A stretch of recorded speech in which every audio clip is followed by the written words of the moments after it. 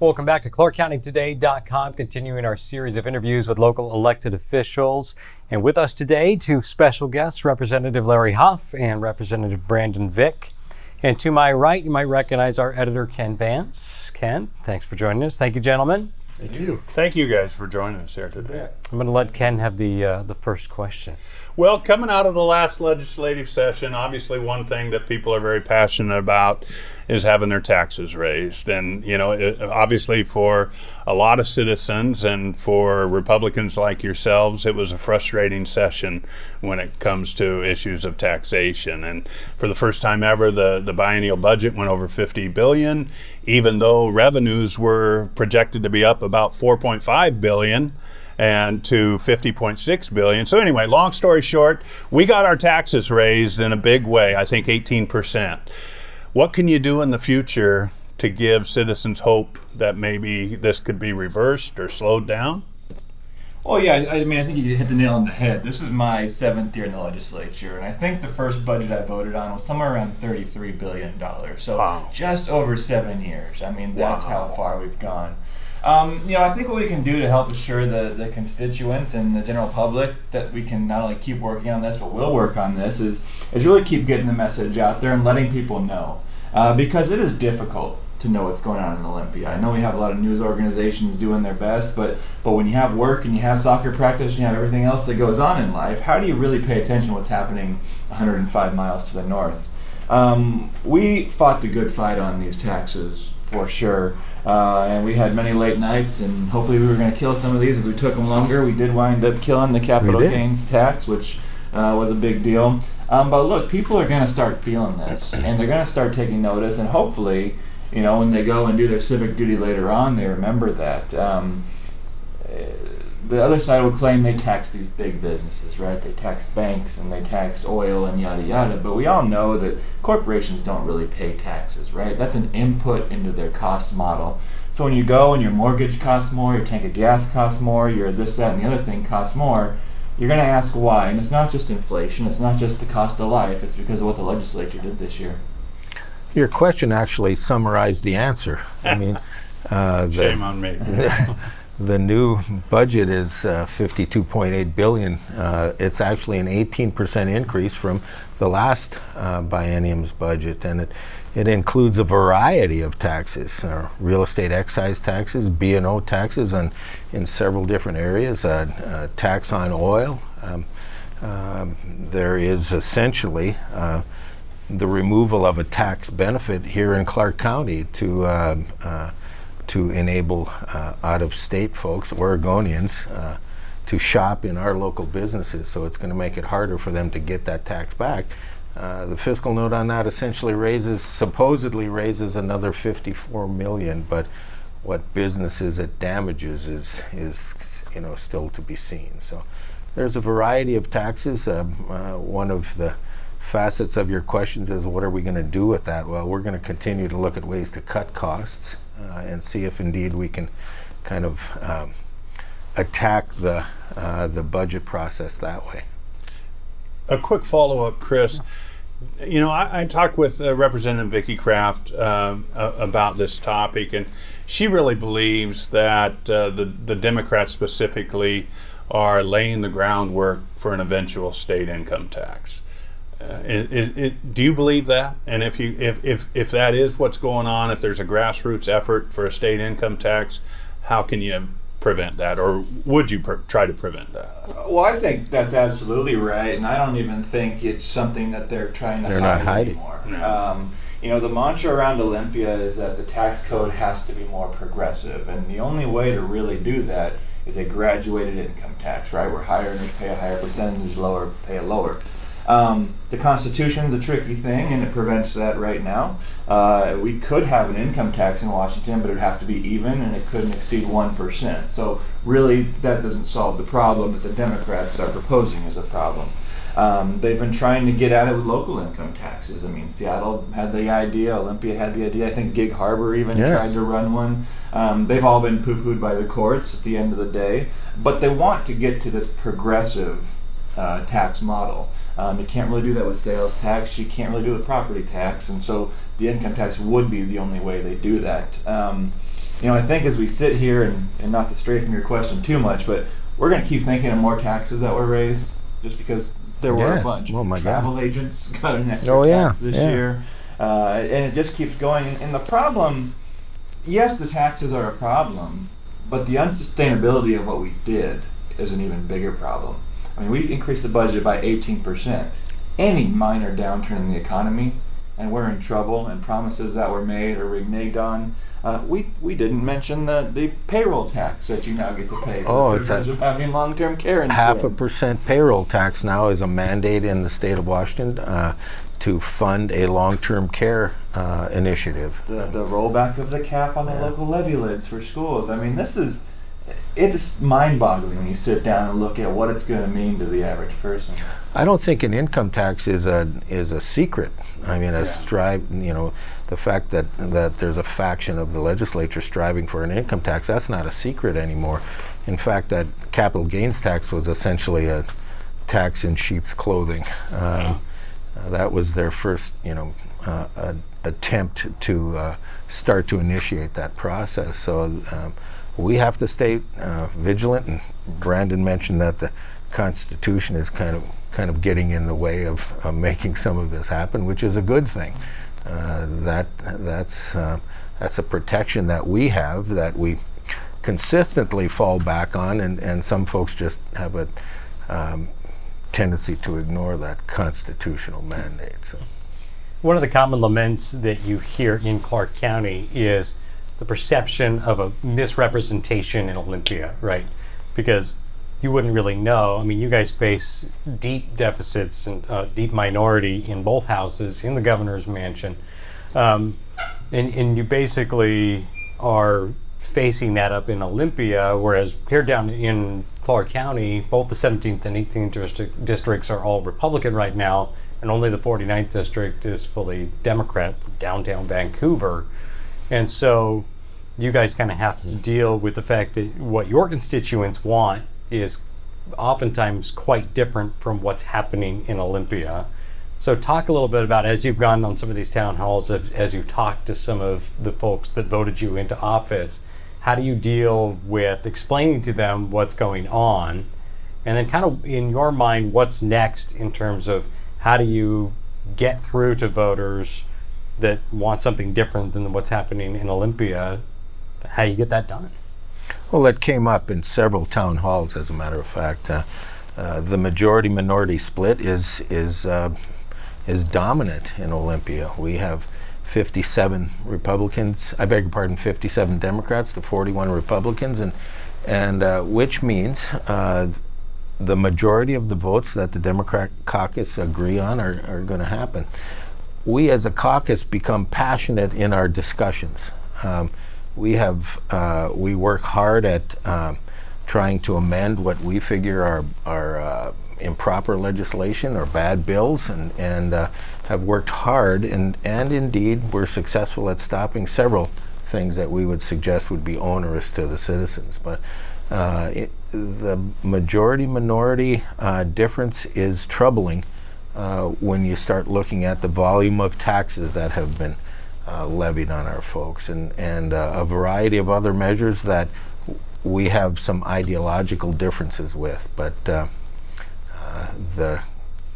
the difference in what an election provides is certainly evident in Olympia. I think the math in Olympia is pretty easy. It's 50, 25, and 1, right? You need 50 votes in the House, 25 in the Senate, and the governor's signature.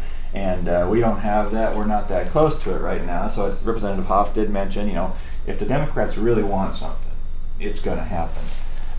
What we get to do, and what's harder to talk about, is try and stop things, or more importantly, try and make things a lot less bad, or we view as bad anyways. And I think that's where we've been the most successful. That happens a lot in the committee level. It sometimes happens through floor amendments.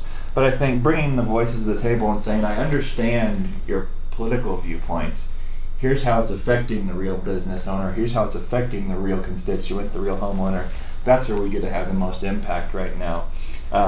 We can't use this to talk about elections today, but I think what we really need to see happen we see energy from folks about national politics and what they want to see change and who they're going to vote for. And it feels like in Olympia, those type of passions don't always exist. And so just getting folks to talk to their friends and neighbors about what's going right and what's going wrong in Olympia and use those platforms as they see fit, I think will not only help get their ideologies put into place, but will maybe bring us back to a level that we were at just 2 years ago. I mean, for my first 5 years in the legislature, we had a Republican Senate.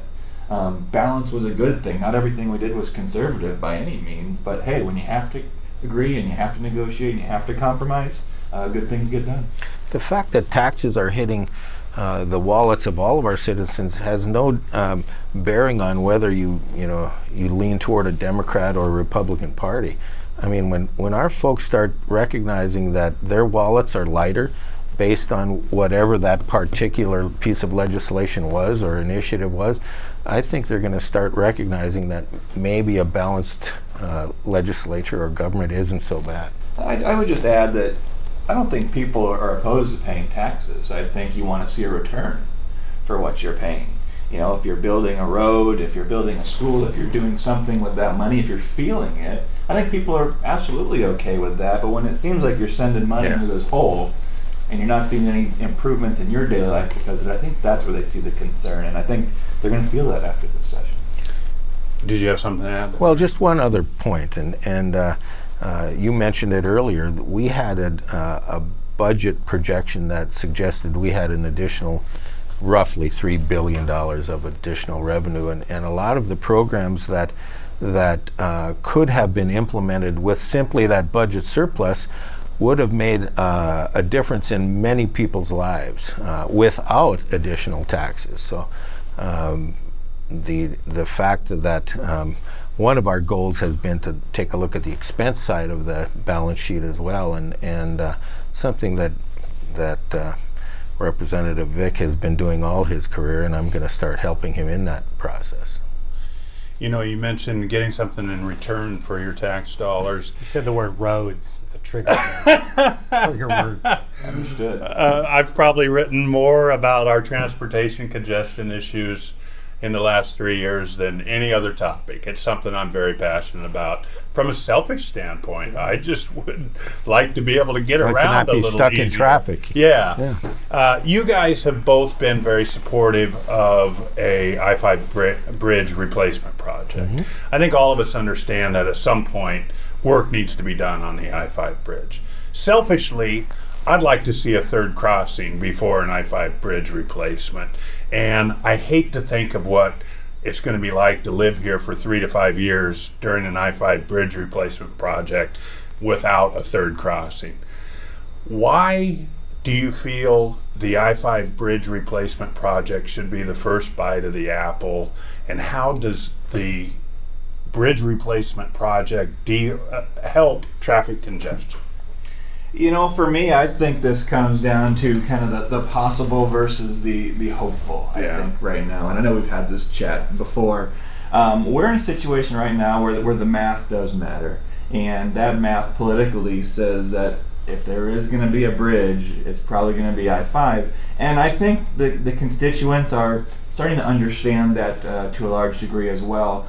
For me, I'm very invested in the I-5 project for a couple of reasons. First, by being at the table, I've had assurances, and we'll hope they stick, that we will get a plan together for a third and possibly a fourth crossing down the road. Again, those are long-term projections, right? They're going to cost a lot of money, but those are things we need to get on the table. But more importantly, should an I-5 project go forward, and again, I believe it will, I don't know when, I want to make sure that our values are represented in that. The last time the I-5 project fell apart, it was, of course, the CRC, and look, there were a lot of problems, right? I mean, there were outrageous tolls, there was the potential for the light rail system, I mean, there was this, that, and the other thing, and I don't think the constituents were well represented in that discussion. And it fell apart because of that, I believe.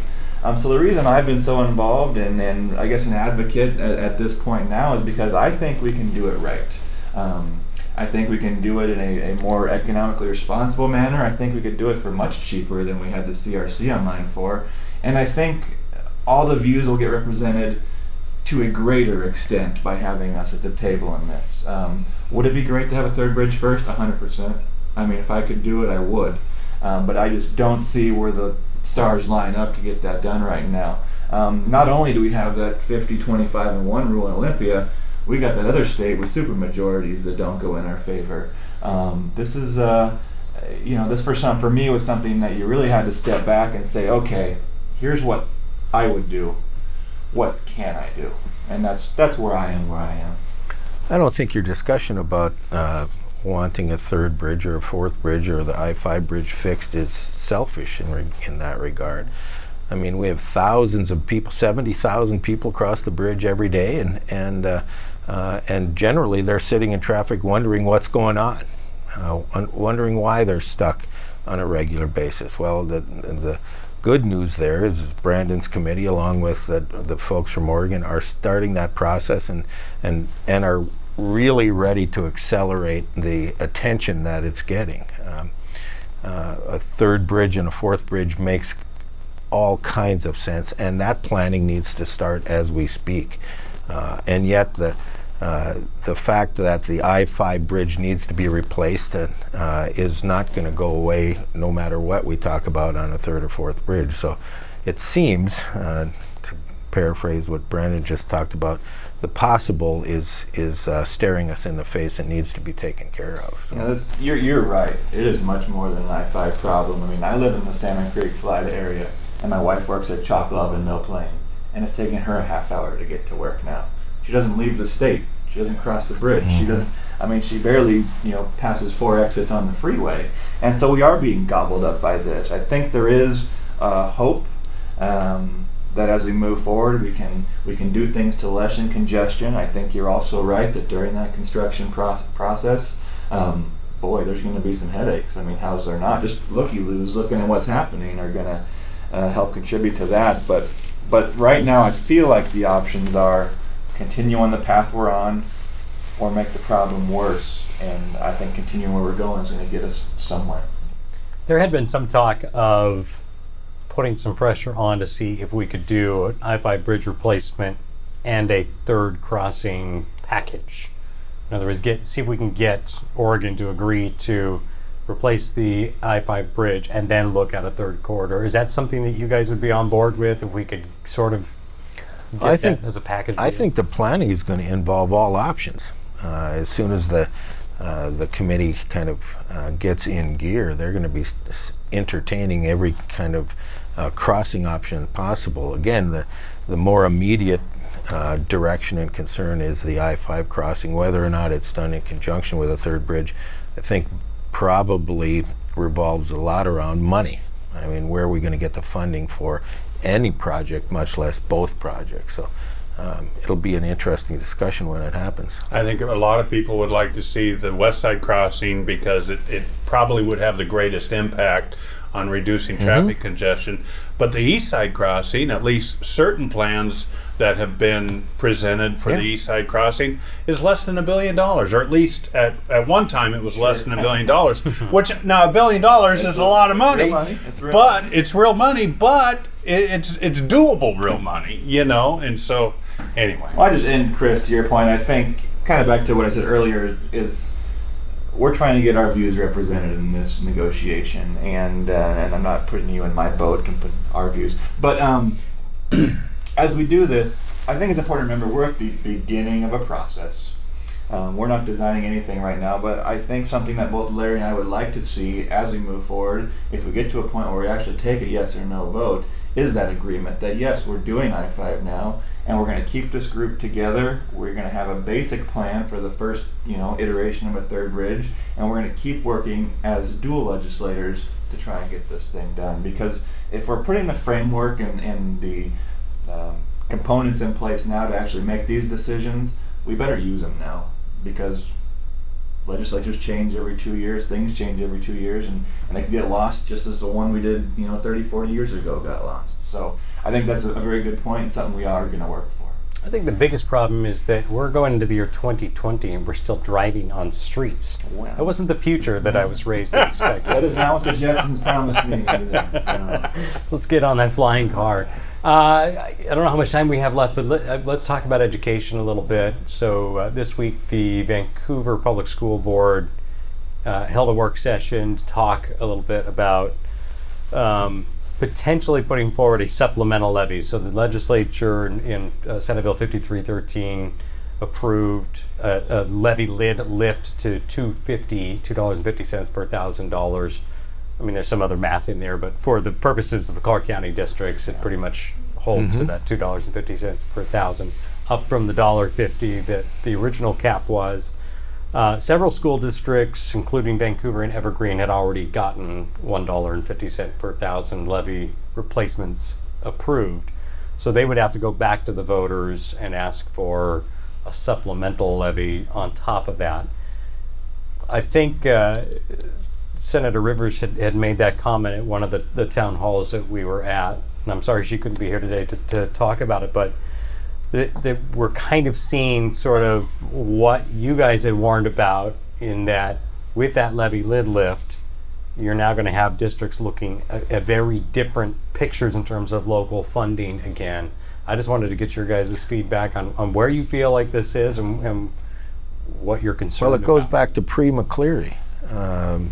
It will then, the rich districts will have an opportunity to do more in their districts, and the poor will again be disadvantaged. And that was the driving force between the McCleary the court action. So the whole levy lift issue, I think, simply accents that difference, and we may be back in court with that. You mentioned something that I wanted to add in there too. Mark Stoker, who's the vice president of the Vancouver School Board, made a comment during this work session that I thought was interesting, because the list of potential cuts that the Vancouver School District put forward, that the superintendent put forward, that they were able to stave off with the levy equalization funding that Senator Cleveland brought in, and the one-time fund use of some of the rainy day funds, these were all positions outside of the basic model that the state funds. And the superintendent, Steve Webb, made the comment that just because these are outside of the basic model doesn't mean that they're not something that our constituents haven't come to expect in terms of the level of service. And Mark Stoker made the comment, he said, well, where are we at in terms of the litigation potential if we have to do away with positions that aren't covered under the basic model? Say we can't raise this extra money next year and we have to do away with those. So, are we spending local dollars correctly according to the state model, or could there be potential litigation to say, well, now the state needs to change its basic model of education to fund the services we've come to expect with these local levy dollars that by and large have gone away now? The legislature is in, I guess, a little better position on this one, because we actually get to tell the districts what basic education is, right? I mean, we put that in our statute. Basic education is X, Y, and Z. That's what we're going to fund. So, I mean, I think from a litigation aspect, the state's okay in that respect.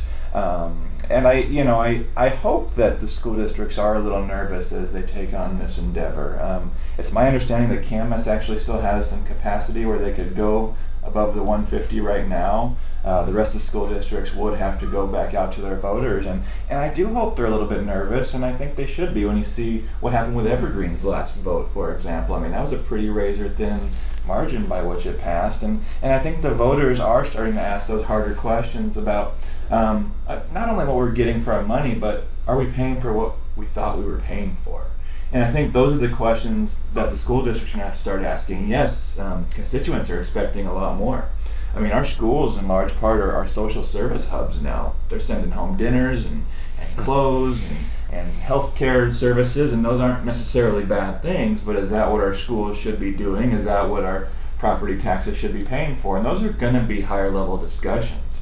As we go forward, though, I think the real litigation, as Larry talked about, is the only reason we had McCleary was because of inequity among districts. It wasn't about teacher pay, although that came into the conversation later. It wasn't about whether or not you have art and dance class, although those are important things. It was, is Seattle getting what Buckley, Washington is getting? Yeah. And vice versa. And by the sheer taking away of this lowering of the levy cap, by re-implementing it, we're going to get back in that situation, because if you need to raise $10 million, You can do that real easily in Vancouver. You can't do that as easy in Longview. You can't do that as easy in Woodland. And that dollar per thousand value just gets out of whack, and that's why levies fail.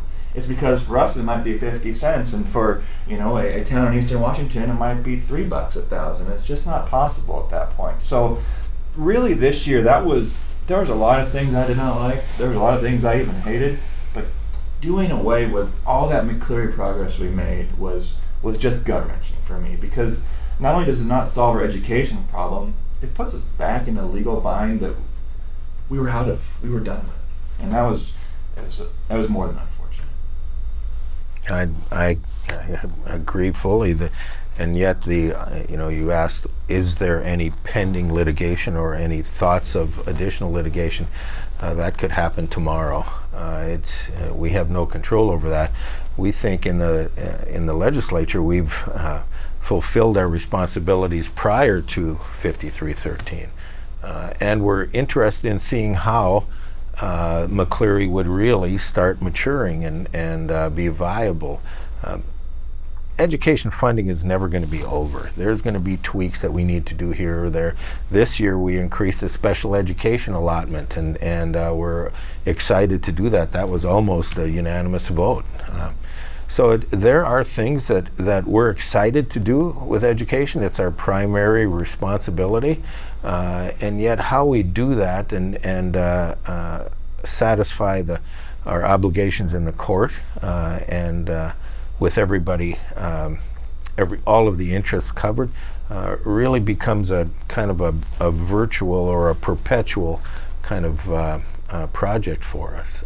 And just to kind of close up, and not to beat on the school districts too much, but there is a bit of a hierarchy here, right? And we as a legislature pretty much say, this is the pot of money you have to educate your kids with. This is what the taxpayers are going to pay. This is what we're going to allocate. You figure it out from that point. I mean, that's not different than how this business works, right? You get a budget, you hire your staff, you buy your cameras and your equipment, and you work within that budget. And that's the thing that I think is lost. And it's easy to do because education is passionate. I mean, I have a first grader. You want your kids to have everything. But it just can't be that way, that we're going to exceed our budget by $50 million and that's okay because the taxpayers are going to pay more. That's not how it should work. And that's what we're trying to get back under check. This may be too oversimplistic, but was too much, you talk about that, there's only one pie. Was too much of that original McCleary money devoted to teacher salaries? I think in the way it was allocated, the answer has to be yes. In the original McCleary fix, 2242, we had a cap on raises of 3.1% per year. And at the end of that first year, that extra $1 billion that we kept talking about, or you kept hearing about, was going to kick in. But that inflationary number, 3.1%, had to stay into place. Now, you could argue that wasn't enough. You could argue it was too much. That's not the argument. The argument was we had it planned out, so it was going to work. When the following year came and the next Senate bill passed, I don't remember the number, that cap went away and that $1 billion came in a year earlier.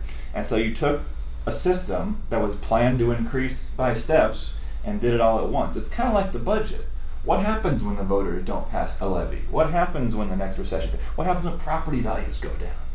What happens when there's a hole in that budget? And that's what we're going to wind up struggling with. Well, then the cuts become dramatic, and we're going to be faced with that in an economic reversal of our wonderful environment today. There will be different cuts that will be mandated, and the same thing that could happen in the school system as well. I don't think there's any constituents, well, probably not too many, that are saying that my kid's teacher makes too much money. I wouldn't be saying that. And no, and you weren't either. Yeah. But I've been accused of saying that, but I've never said that. But I think it was all about how do you do it in the most responsible way possible, and I just don't think we did it in the most responsible way possible. You know, I spent way more time than I would have liked last August looking through school budgets as this whole story unfolded, and it was interesting to me that it's really hard to understand where is all the money going. I believe it was Representative Paul Harris, your colleague, made in response to a question in another town hall recently, who was asked, well, why is it so hard to figure out? And he said that's kind of one of the pet projects he'll have before the next session is, can we figure out a way to simplify, do an audit, simplify school budgets, figure out where is the money going, how is it being spent? Because everybody talks about the administration at the top, right? Well, why does superintendents need to make $250,000 a year? But if you look at administrative salaries, I believe it's somewhere around 4 to 5% of the overall school budget goes to administrative salaries. You know, most of it is personnel, teachers and counselors and custodians and all of that. So that'll be kind of the next question is when you have 53% of the state budget allocated to basic education, people want to know, well, why isn't that enough? When you get the school budget figured out, start working on the total government budget and help us understand where all of that money is, the rest of the money is spent. $53 billion. That's a little bit larger than my budget. There is a little give and take too, because I think as Republicans we believe in local control. We believe that the government closest to the people makes the best decisions.